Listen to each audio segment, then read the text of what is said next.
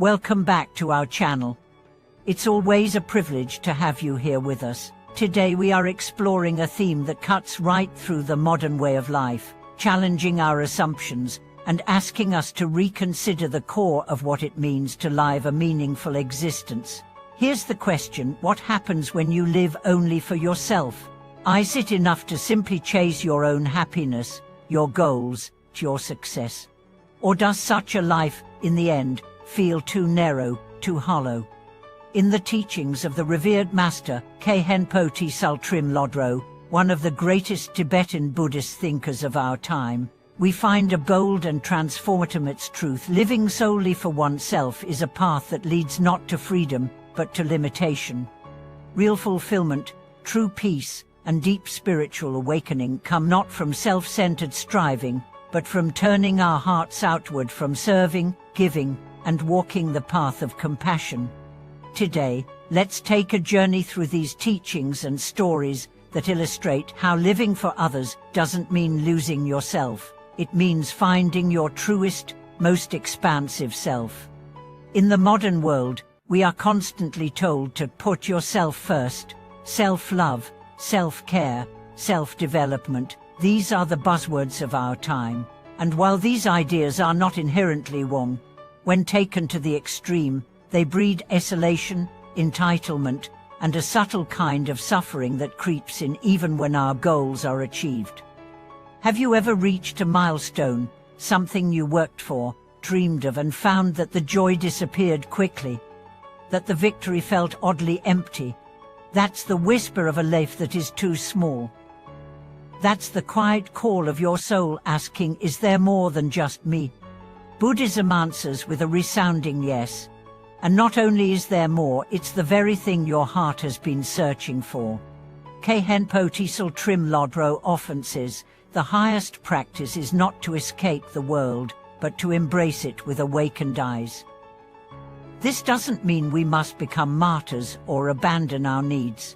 Rather, it means seeing our joy as interconnected with the joy of others. Let's look at this through the story of Toshi, a young man from Tibet. Toshi was ambitious.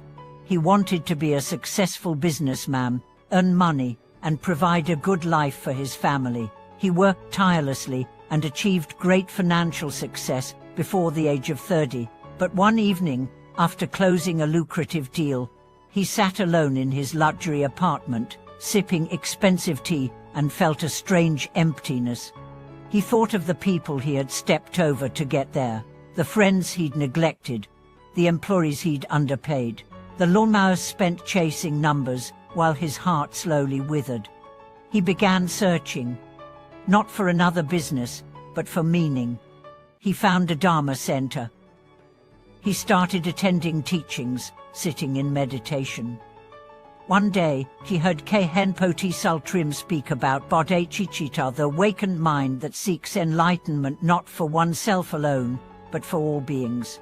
Toshi broke down in tears. He realized that his success meant nothing if it didn't help others. He shifted his company's mission. He raised wages, offered scholarships, created programs to train young Tibetans in business skills. His profits remained steady, but his heart grew boundless. I used to think success was measured in numbers, he said. Now I'm everything lives uplifted. That's the transformation the Dharma offers, not abandoning the world, but transforming it through our presence. The Bodhisattva path, the heart of Mohanana Buddhism, asks us not to run from the suffering of the world, but to walk directly into it with compassion as our guide. This might sound daunting, but here's the secret: when you serve others, your own suffering begins to dissolve. Not because your life becomes perfect, but because your focus shifts from lack to love. Let's talk about the inner mechanics of this shift. When you live only for yourself, your world is small. Everything becomes personal. Every insult feels like a wound. Every failure becomes a crisis. Every challenge seems unfair. You're trapped in the prison of me. But when you expand your vision, when you begin asking, how can I help? How can I serve? Something extraordinary happens. Your world grows. Suddenly, a rude person becomes a reflection of their own pain. A setback becomes an opportunity to learn. A difficult situation becomes a moment to practice patience. You're no longer living at the mercy of circumstances. You're living from the center of your own awakened heart. There's a famous quote, "If you want to be miserable, think about yourself. If you want to be happy, think about others." Modern psychology confirms this. Studies show that people who volunteer, to give, who connect with community, report higher levels of happiness, better health, longer lifespans. But Buddhism takes it deeper. It's not just about being happy. It's about being free from self-centered delusion, free from the endless chase, free from the illusion that happiness comes from consumption. Let me share another story. A nun named Pema once lived in a mountain nunnery. She was quiet, devout, and rarely left the monastery. But she radiated peace. When asked her secret, she said, "Every day I wake up and dedicate my life to the liberation of all beings. I make tea with that intention. I sweep the floor with that intention. I even rest with that intention." Her life was simple, but her impact was vast. People who spent even a few minutes with her reported feeling transformed, because true power doesn't come from position. It comes from purpose. When you live with the purpose of benefiting others, you tap into an energy far greater than your individual self. This doesn't mean sacrificing your needs. It means aligning them. Eat well so you have energy to serve. Rest so your mind is clear. Earn money so you can support others. Pursue goals that lift not just you, but those around you.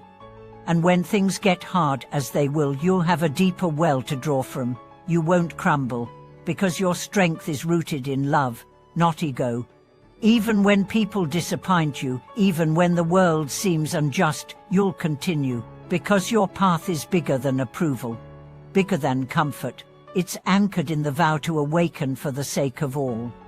Khenpoti Sultrim says, "The greatest freedom is the freedom to choose love again and again, even when it hurts." So if you feel empty today, if your success tastes like ash, if your victories feel hollow, don't despair. It means your soul is waking up. It means you're ready for the next chapter, not one of isolation, but of connection. Not one of hoarding, but of offering. Not one of smallness, but of boundlessness. Thank you for watching this video. If this message spoke to your heart, share it with someone who needs to hear it.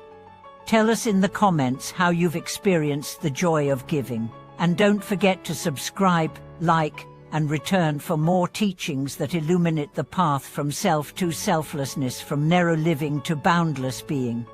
Until next time, may you live not just for yourself, but for the awakening of all.